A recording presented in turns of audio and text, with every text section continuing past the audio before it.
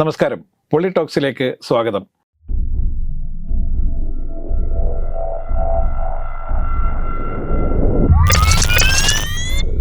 നമസ്കാരം. നമസ്കാരം. വലിയ നമസ്കാരം. ആയിക്കോട്ടെ, നല്ല നമസ്കാരമല്ലല്ലോ.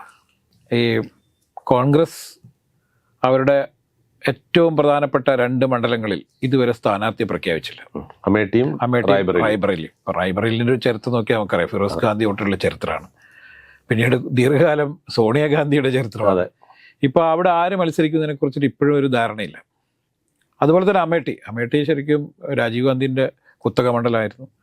പിന്നീട് 2 തവണ രാഹുൽ ഗാന്ധി മത്സരിച്ച് ജയിച്ച സ്ഥലമാണ്. 2 അല്ല 3 തവണ ജയിച്ച സ്ഥലമാണ്. പക്ഷെ കഴിഞ്ഞ പ്രാവശ്യം രാഹുൽ ഗാന്ധി അവിടെ ദയനീയമായി പരാജയപ്പെട്ടു.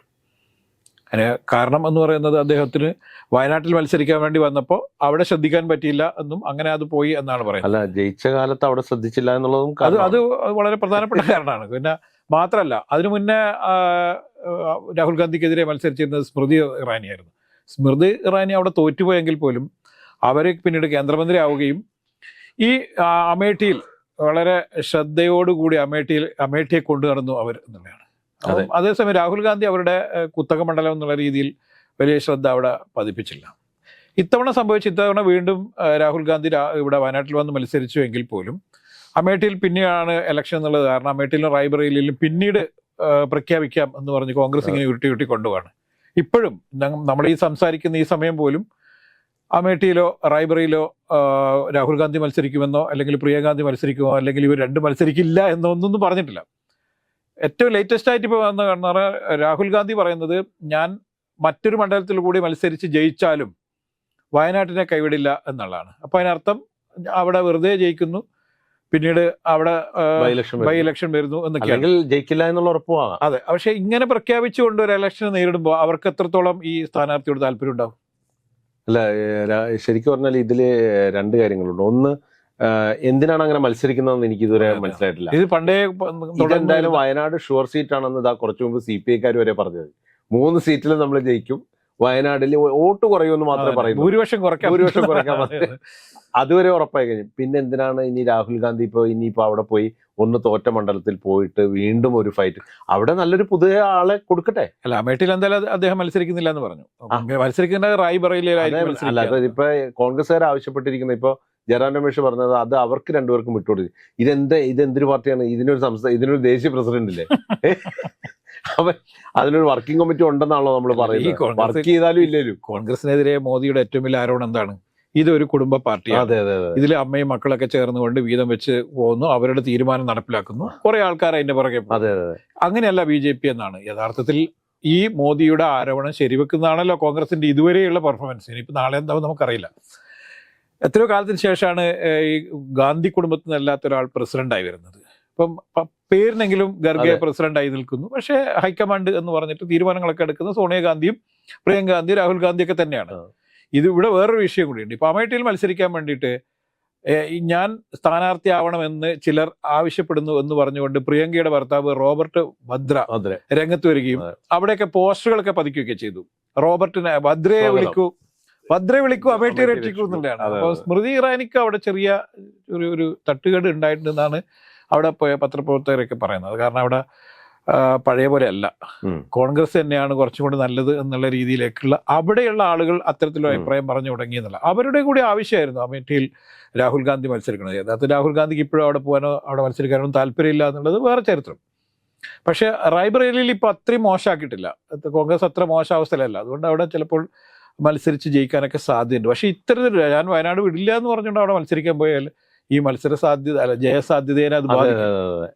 അല്ല, അതിന്റെ ഉറപ്പായിട്ട് ബാധിക്കും, ഒന്നാമത്തെ കാര്യം. പിന്നെ എന്തിനാണ് എന്നുള്ള ചോദ്യത്തിന് ഉത്തരം അതല്ല, അത് പിണറായി വിജയൻ ഒരു ഉപദേശം കൊടുത്തിട്ടുണ്ടായിരുന്നു. നിങ്ങൾ ഇവിടെ വന്നല്ല മത്സരിക്കേണ്ടതെന്നും നിങ്ങൾ ഹിന്ദി നാടുകളിൽ പോയി മത്സരിക്കണമെന്നും BJP ആയിട്ട് നേരിട്ട് മത്സരിക്കാൻ തയ്യാറാവണമെന്നും പിണറായി വിജയൻ പറഞ്ഞിട്ടുണ്ടായിരുന്നു. പിണറായിയുടെ ഉപദേശകർ തന്നെ പറഞ്ഞിട്ട് പുള്ളി കേൾക്കുന്നില്ല. പിണറായിയുടെ ഉപദേശം കേട്ട് അല്ല, അങ്ങനെയല്ല, BJP തന്നെ വെല്ലുവിളിച്ചിട്ടുണ്ട് പുള്ളിനെ. ഈ എന്തുകൊണ്ട് നിങ്ങൾ ഒളിച്ചോടുന്നു എന്ന് ചോദിച്ചിട്ടുണ്ട്. പക്ഷെ അതൊന്നും ഒരു ഇലക്ഷൻ ഫ്രെയിമിലാവുന്ന ഒരു പ്രശ്നങ്ങളല്ല. അതൊക്കെ സ്വാഭാവികമായിട്ടുണ്ടായിരുന്ന വെല്ലുവിളികളും ഇതുമാണ്. ഇപ്പോ യഥാർത്ഥത്തിൽ രാഹുൽ ഗാന്ധി ചെയ്യേണ്ടത് അവിടെ സ്ഥാനാർത്ഥികളെ നിശ്ചയിക്കുകയും ആ നല്ല സ്ഥാനാർത്ഥികളെ നിശ്ചയിച്ച് അതിനുവേണ്ടി പ്രവർത്തിക്കുകയാണ് ചെയ്യേണ്ടത്. അല്ലാണ്ട് ഇത്തരത്തിലുള്ള വാഗ്വാദങ്ങളിൽ പെട്ട് ഇതിന്റെ ഇലക്ഷൻ ഫ്രെയിമിൽ നിൽക്കുമ്പോൾ അതിന്റെ പ്രചരണത്തിന്റെ ശക്തി കുറയ്ക്കുന്നത് തന്നെ തെറ്റാണ്.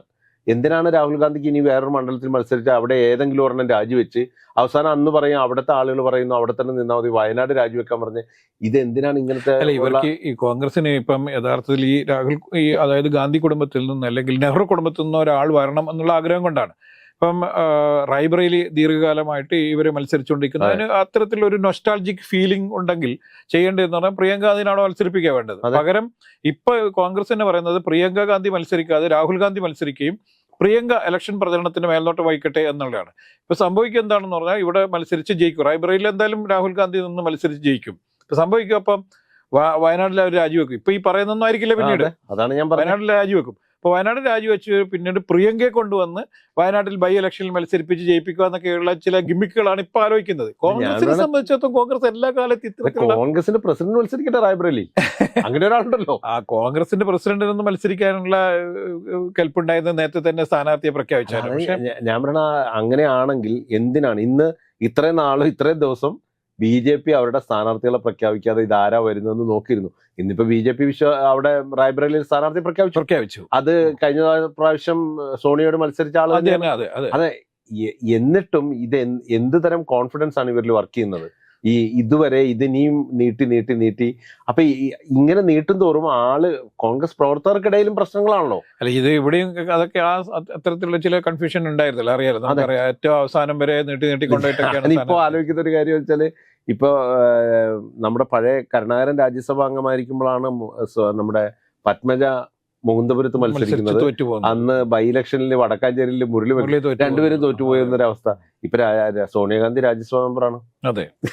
ഇനി മകളും മകനും ഇനി ഹിന്ദി ഹൃദയഭൂമിയിൽ തന്നെ മത്സരിച്ചാലേ പറ്റുള്ളൂ എന്ന് പറഞ്ഞു കഴിഞ്ഞാലേ ഇത് ഏത് രീതിയിലാണ് തിരിച്ചടിക്കാന്ന് പറയാൻ പറ്റില്ല. അല്ല, അങ്ങനെ ഒരു അതുകൊണ്ടാണ് മകനും മകളും പിന്നെ അമേഠിയിലും റായ്ബറേലിയിലും മത്സരിക്കുന്നു എന്നുള്ള അങ്ങനെ ഒരു ആരോപണം ഒഴിവാക്കാൻ വേണ്ടിയിട്ടാണ് പ്രിയങ്ക മത്സരിക്കുന്നില്ല എന്ന് പറയാൻ കാരണം. പക്ഷെ പ്രിയങ്ക പിന്നീട് മത്സരിക്കും. അതെ, പക്ഷെ ഇപ്പോഴും കോൺഗ്രസ്സുകാർ പറയുന്ന അവര് തീരുമാനിക്കട്ടെ, അവർ രണ്ടുപേരും മത്സരിക്കും എന്ന് പറഞ്ഞാൽ ഇത് നിങ്ങളുടെ മണ്ഡലമാണ്, നിങ്ങൾക്ക് വേണമെങ്കിൽ മത്സരിക്കാം, അല്ലെങ്കിൽ മത്സരിക്കാതിരിക്കാം. നിങ്ങൾ ആരും മത്സരിക്കുന്നില്ലെങ്കിൽ ഞങ്ങൾ സ്ഥാനാർത്ഥി നിർത്തും എന്നുള്ളതാണ്. ഇത് ഇത്തരത്തിലുള്ള ഈ പിൻവാങ്ങലും ഒരു നിശ്ചയമില്ല ഒന്നിനും എന്നുള്ള പോക്കും അത് ശക്തിപ്പെടുത്തുന്നത് മോദിയുടെ ഇത്തരത്തിലുള്ള ആരോപണങ്ങൾക്കാണ്. അതെ, അതിനു മുമ്പ് തന്നെ അങ്ങ് പ്രഖ്യാപിച്ച് പ്രചരണം തുടങ്ങി കഴിഞ്ഞാൽ ആ പ്രശ്നങ്ങൾ അവിടെ തീരാണ്. അതൊന്നും ചെയ്യാതെ ഇങ്ങനെ നീട്ടി ഇത് എവിടെ വരെ കൊണ്ടുപോകാനാണ്? അല്ല, ഇത് കോൺഗ്രസ് ഇപ്പം പറയുന്നത് റായ്ബറേലിൽ വലിയൊരു സ്ഥാനാർത്ഥി വരും, അത് ഗാന്ധി കുടുംബത്തിൽ തന്നെ ആയിരിക്കും. അതിൽ രാഹുലാണോ പ്രിയങ്ക ആണോ എന്നതിനെ കുറിച്ച് ഞങ്ങൾ തീരുമാനിക്കും, നിൽക്കട്ടെ. പക്ഷെ എങ്കിൽ പോലും ഈ കുടുംബത്തിൽ നിന്ന് ഒരാളുണ്ടാവും. അതുകൊണ്ട് കോൺഗ്രസ് സ്ഥാനാർത്ഥിക്ക് വേണ്ടിയിട്ട്, കോൺഗ്രസിന് വോട്ട് ചെയ്യാൻ വേണ്ടിയിട്ട് പ്രചരണങ്ങൾ ആരംഭിക്കൂ എന്നാണ് അവിടെ പറയുന്നത്.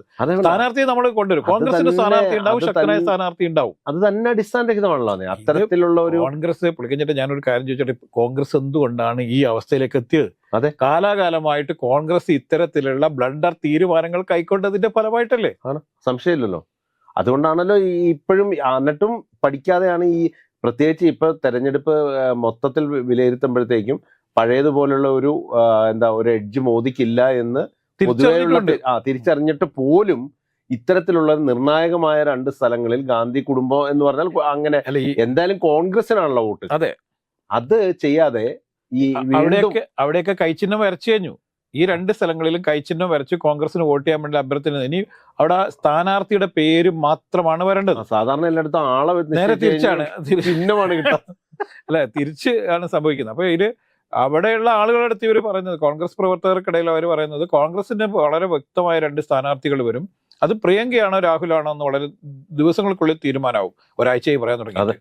ഒന്നൊന്നല്ല, ഒരാഴ്ചയായിട്ട് ഇപ്പം പ്രഖ്യാപിക്കും എന്ന് പറഞ്ഞിട്ട് ഒരാഴ്ചയായി. അതിന് മുന്നേ രാഹുൽ മത്സരിക്കണോ വേണ്ടോ എന്നതിനെ കുറിച്ച് പറയാതിരുന്നെന്ന് പറഞ്ഞാൽ കേരളത്തിൽ അതുകൊണ്ടല്ല, വയനാട്ടിൽ മത്സരം കഴിഞ്ഞതിന് ശേഷം, വോട്ടിംഗ് കഴിഞ്ഞതിന് ശേഷം, ഇപ്പൊ കേരളത്തിലെ വോട്ടിംഗ് കഴിഞ്ഞതിന് ശേഷം മതി സ്ഥാനാർത്ഥി പ്രഖ്യാപനം. അല്ലെങ്കിൽ ഇതാ രാഹുൽ ഗാന്ധി വയനാട് നിന്നും വീണ്ടും തിരിച്ചു പോകുന്നു എന്നുള്ളൊരു പ്രചരണം വരും. അത് വോട്ടിങ്ങിനെ ബാധിക്കുമെന്നൊക്കെ കൊണ്ടാണ്. എന്ത് സംഭവിച്ചാലും 2 സ്ഥലങ്ങളിൽ സ്ഥാനാർത്ഥിയാവുകയും 2 സ്ഥലത്തിൽ ജയിക്കുകയും ചെയ്താൽ ഒരു സ്ഥാനം ഒഴിവാക്കിയേ പറ്റുള്ളൂ. കാരണം 2 സ്ഥലത്തെ MP ആയിട്ട് ഇരിക്കാൻ എന്തായാലും പറ്റില്ല.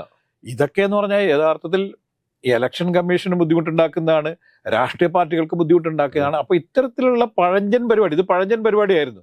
ഇതൊക്കെ ഒഴിവാക്കുന്നതാണ് ഏറ്റവും നല്ലത്. കേരളത്തിൽ ഇങ്ങനെ രണ്ട് സ്ഥലത്തും മത്സരിച്ച് ജയിച്ച ഒരാൾ കെ കരുണാകരൻ അന്ന് നേമത്തും ജയിച്ചു, ഇവിടെയും ജയിച്ചു. അവസാനം നിയമം ഒഴിവാക്കിയിട്ട് ബൈ ഇലക്ഷൻ വന്നപ്പോഴത്തേക്കും തോറ്റുപോയി. അത് പല സ്ഥലങ്ങളിൽ അങ്ങനെ സംഭവിച്ചിട്ടുണ്ട്. ഇപ്പം ഈ ഇന്ദിരാഗാന്ധിയുടെ ഒക്കെ കാലത്ത് ഇന്ദിരാഗാന്ധി ഇതുപോലെ 2 സ്ഥലങ്ങളിലൊക്കെ മത്സരിക്കുന്ന രീതി ഉണ്ടായിരുന്നു.